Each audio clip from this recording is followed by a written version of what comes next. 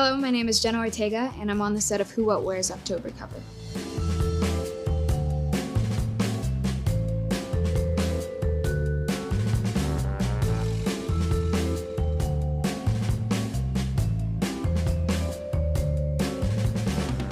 My earliest memory of Wednesday Addams. I'm not sure. I feel like I was getting ready for a soccer game once, and I put my hair in 2 braids before my game, and somebody told me that I looked like Wednesday Addams. And I didn't really know what that reference was. All I knew is she was that girl that people would dress up for as Halloween sometimes. And then I don't think I actually saw the film till I was about 8 or 9, and I was obsessed. The previous performances of Wednesday Addams, what I appreciate about them so much is that they've all been so different, and that was really exciting for me. I know that going into the project, I looked at comic strips, I watched the series with Lisa Loring, I watched the movies with Christina. It's hard because she's been done so flawlessly in the past. You know, I grew up with Christina Ricci's performance as Wednesday, and that's something that I always resonated with. It was really, really critical and crucial to me that I wasn't ripping anybody off, so I kind of took the aspects that I appreciated about both performances. Lisa had this just pure happiness and excitement and joy when it came to torture and awful, horrifying things. And Christina, script-wise, my Wednesday was definitely written more reminiscent of hers. So the deadpan tone, the sarcasm, that was all there. But I also wanted it to be a version of the character a bit more similar to me, which can be a little bit more awkward at times. But Wednesday herself has always been cool, always been confident. And the awkwardness doesn't come from there, but just genuine disinterest in interacting or engaging with something that doesn't kind of ignite some sort of passion in her and drive.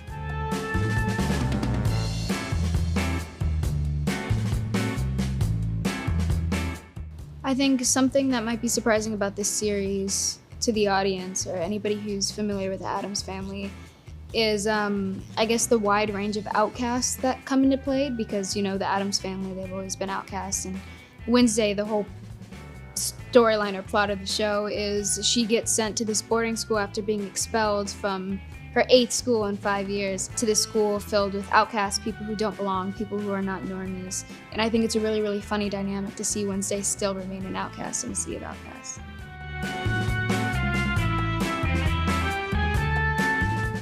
Creating Wednesday's signature look for the show was kind of an interesting one. I remember I went to London and we had a fitting with Colleen Atwood and Tim.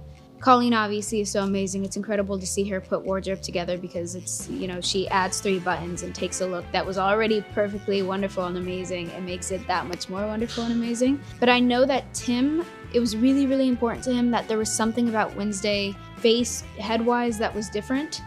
So I remember we tried a bunch of different hairstyles. At some point she had a gray streak in her hair. We tried really short braids, really long braids, medium-sized braids, different colors, bangs, no bangs. And I remember they were putting these clip-on bangs on my head, and Tim was telling the hairdresser at the time, like, there's something about it that's off. Like, I like what we're doing, but it doesn't look natural for some reason. And I think it was because he couldn't get over the actual clip. So I told the hairdresser, I said, do you want to just cut my bangs?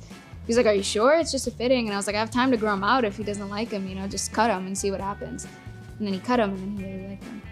And then we decided that that was kind of going to be the differentiating factor between my Wednesday's braids, hairs, whatever, to previous adaptations and iterations.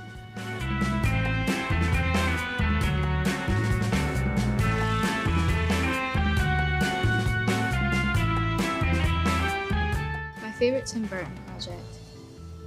I think Beetlejuice was the first Tim Burton I had ever seen, so I feel like that holds a special place in my heart, and then also to play a character like Beetlejuice would be insane.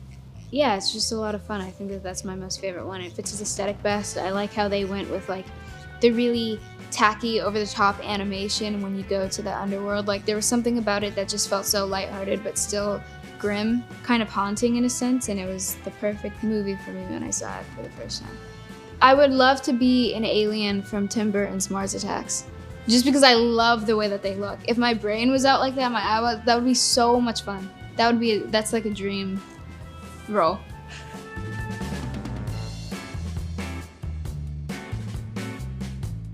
The most iconic Scream Queen, I feel like I have a lot of love and respect for Neve Campbell. I might be a little biased because the whole Scream franchise thing. She's so talented, the coolest, and then also Scream is one of the biggest franchises. But I feel like Jamie Lee Curtis is also up there just because I feel like Halloween might even be a slightly bigger franchise. She did the series after. She's like always embraced that side of herself. So I feel like those are definitely two of the names that first come to mind when I hear of Scream Queen.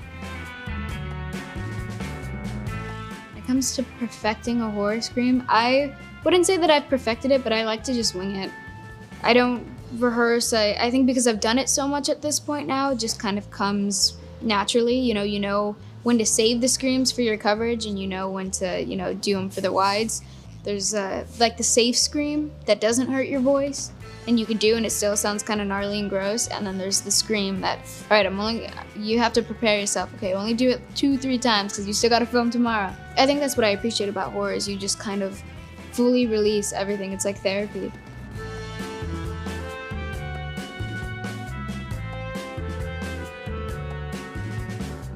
If I weren't acting as a profession, something that I've been considering recently is becoming a composer. So I'd love to go to school and study musical composition. I've always had a deep love for music and a deep love for film scores, and I know that as a lot of my peers and I are getting older, we want to direct and write and whatever, and I would love to be able to, if I ever directed something, do a score, or if my friend was making an indie film or a short film and kind of help them out with that sort of thing, I think it would be really fun for me. Yeah, I would never see myself releasing music or becoming a musician in that sense, but if I could just make sounds that I enjoy in the comfort of my own home, that would be really, really wonderful.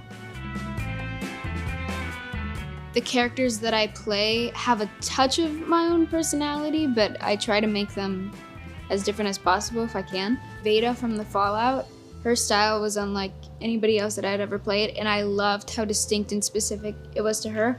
Also, it was so comfortable. Having to put my own clothes on at the end of the day was the worst part of every day. 3 items on rotation right now. I've got the sweetest pair of Converse in the world that I've had for about 2 years. They've been through the Romanian winter, New Zealand summer, LA, Boston, I don't know, they've just kind of been everywhere with me. And I have drawings from friends on them. My mom absolutely hates them and has been begging me to put on a new pair of shoes. And I will eventually, but I feel like at this point I'm emotionally attached to these Converse now. This is gonna be kind of random, but I wrapped this project called Finest Kind, and they gave us set t-shirts from them, and set t-shirts, wrap gifts are always the most comfortable thing ever. So I wear this Finest Kind t-shirt around, like I'll wear it to the gym, I wear it when I go to bed. I'm notorious for having headphones on at all times. My wired ones just broke, which is a bit upsetting, but I have these sweet, sweet headphones that have the best sound in the world. I can't hear anything else. Sony MX 1004s, I think is what their name is. But I call them my child.